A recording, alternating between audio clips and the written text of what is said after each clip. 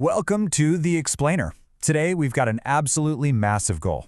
We're going to take one of the most famous real estate investment trusts in the world, Realty Income, and run it through a rigorous, masterclass-level analytical gauntlet. We're literally putting this company to the test using 5 completely distinct investment frameworks. We'll be using the exact methodologies of legendary investors like Warren Buffett, Peter Lynch, and Benjamin Graham, and then backing it all up with some hard quantitative models. Let's kick things off by anchoring ourselves to what this company is really all about. This quote from CEO Sumit Roy was actually released alongside their staggering 135th dividend increase. Reliable, growing income. That is the true engine of Realty Income. But, as focused learners and smart investors, we have to ask the hard question, does the underlying financial reality actually support the hype, especially at its current valuation? So here is our game plan for today. First, a quick company snapshot. Then we run the gauntlet through the Warren Buffett, Peter Lynch, and Benjamin Graham lenses. Next, we'll dive into the DCF and alternative valuations and wrap it all up with a final synthesis and recommendation. All right, Section 1, Company Snapshot, setting the stage with the monthly dividend company. You know, what's truly staggering here is just the sheer, unbelievable scale of this operation. Realty Income is essentially a utility-like commercial landlord. We are talking about a market cap of over $61.2 billion and a portfolio of over 15,500 properties spread across all 50 U.S. states and Europe. They don't just own a few buildings. They own the foundational real estate where the world's leading companies do their business.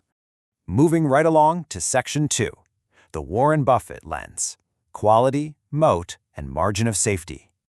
Okay, so we all know Warren Buffett loves a wide economic moat, right? Well, Realty Income's defense here is just absolutely brilliant. Think about this, a 98.9% occupancy rate across different economic cycles. That's massive. They lease to mission-critical, non-discretionary retail, places like grocery stores and pharmacies. People need these regardless of what the economy is doing. Next up, earnings consistency. Well, they've declared over 673 consecutive monthly dividends. As for debt, it sits around $30 billion. But when you weigh that against an $87.8 billion total capitalization, complete with solid A3 and A- credit ratings, it is highly manageable. Plus, they boast high free cash flow margins of around 69%, which really drives that strong return on equity. Now, this number right here is absolutely crucial, 6.7%. That is their free cash flow yield. When we're looking through the Buffett lens, we often use free cash flow as a proxy for his famous concept of owner earnings. A 6.7% yield shows this business generates a very, very strong stream of actual cash relative to its massive valuation. So, what's the ultimate verdict for Mr. Buffett? It really comes down to price. Buffett demands a high moat, low debt, and a deep value price to create a true margin of safety. While Realty Income absolutely passes the moat and quality tests with flying colors, at a current price of around $65.71, it's essentially priced for perfection. Honestly, Buffett would probably admire the business, but hold out for a significantly lower price. Next up, Section 3, the Peter Lynch lens. Categorization and growth at a reasonable price. Whenever you use the Peter Lynch framework, step 1 is always categorizing the business. Realty Income is a textbook stalwart or slow grower. When you have a $61 billion market cap and consensus estimates are calling for a very conservative 4% EPS growth next year, you aren't exactly a fast grower. You are a massive, established bedrock of stability. Let's apply Lynch's famous PEG ratio. That's price to earnings divided by growth. With a price to earnings ratio of 54.6 and a trailing 12-month EPS growth of about 10.9%, we get a PEG ratio of roughly 5.0. Under Lynch's extremely strict formula, a PEG of 5.0 is just far too expensive. For a slow grower like this, he ideally wants to see a PEG way down near 1.0. So where does Peter Lynch actually land on this one? Well, their balance sheet is a fortress. They just expanded their revolving credit to $5.5 billion. But here's the catch. Lynch notoriously dislikes stocks that are heavily owned by institutions, and as an S&P 500 company, Realty Income is totally saturated with institutional money. Combine that with a PEG of 5, and the Lynch verdict is likely a hold for the dividend income, but for sure not a buy if you're looking for market-beating capital appreciation. All right, Section 4, the Benjamin Graham lens, the defensive investor checklist. Ben Graham has this incredibly strict, qualitative checklist for defensive investors. And just listen to how dominant Realty Income is fundamentally. Adequate size? Pass, with that $61.2 billion market cap. Strong financials? Pass, sitting on an A3/A rating. Earning stability? Easy pass with that 98.9% occupancy. Dividend record, a ridiculous 57-year uninterrupted pass. But moderate PE, it fails spectacularly. Graham wants a PE below 15, and Realty Income is sitting way up at 54.6. Which naturally leads us to the ultimate value investor question. Knowing it completely aces the quality tests, but absolutely bombs the PE test, would Benjamin Graham actually touch this stock at $65.71? Let's run his famous intrinsic value formula to find out. Let's crunch the numbers. Graham's formula is the square root of 22.5 times earnings per share times book value per share. For our inputs, we have $1.22 in EPS, and we'll use an estimated book value per share of roughly $62.24. We get that by dividing their equity market capitalization by total shares. We run that calculation, and Graham's formula spits out an intrinsic value of about $41.33. That means at the current price of $65.71, the margin of safety is completely negative.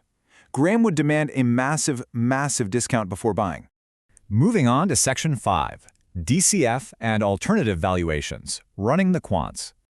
Okay, let's dive into our discounted cash flow, or DCF, sensitivity table. We are basing this on their staggering $4.08 billion in free cash flow. If we assume an industry average weighted average cost of capital, or WACC, of 7% and a conservative terminal growth rate of 1.5%, our base case fair value lands right at $64.10. That is honestly incredibly close to the stock's actual current trading price. It seems like the broader market has priced this asset almost perfectly to its cash flows. Now let's cross-reference that with some peer multiples. Because this is a REIT, price to cash flow from operations, or PCFO, is a much better metric than standard PE. Realty Income trades at a 15.0 multiple. Compare that to peers like NNN REIT at 14.4 and Agree Realty at 18.6. Once again, the quantitative models suggest Realty Income is very fairly valued, sitting basically right in the middle of the pack for its industry. But hang on a second, what if we use a dividend discount model, or DDM? If we assume a standard 7% required rate of return and factor in Realty Income's historical 4.2% annualized dividend growth rate, the model spits out a fair value of $108.00. This right here is exactly why income investors are absolutely obsessed with this stock. If you purely value the company based on the reliability and growth of its dividends, it looks deeply, deeply undervalued. Finally, Section 6, Synthesis and Final Recommendation, the final scorecard. So, here's where we bring it all together. The dividend model says it's a screaming buy at $108. The DCF model says it's fairly valued around $64.10. But our conservative legends, Buffett, Lynch, and Graham, demand a much wider margin of safety. Buffett would likely want it under $50. Lynch wouldn't touch it for growth unless it dropped below 45. And Graham, well, he'd literally need a catastrophic market crash down to 35 to get interested. Let's weigh the final strengths and risks. The key strength is undeniable: 98.9% occupancy, an unshakable 670-plus month dividend history, and sheer massive scale. But there's a real macroeconomic risk right now. Many of their leases have fixed 1 to 1.5% annual escalations. If inflation stays hot, the real purchasing power of those rent bumps just erodes. Therefore, blending all 5 of these frameworks together, our final verdict is a solid hold for current income investors who just want to collect that yield, but we'd strongly recommend waiting for a dip before deploying any new capital. I want to leave you with one final, pretty provocative thought. We all know they are affectionately called the monthly dividend company.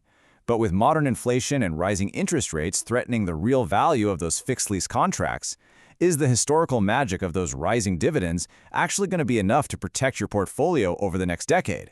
It's literally the multi-billion-dollar question for anyone holding this real estate titan. Think on that. Thanks for joining this explainer. Keep learning, and I'll see you in the next one.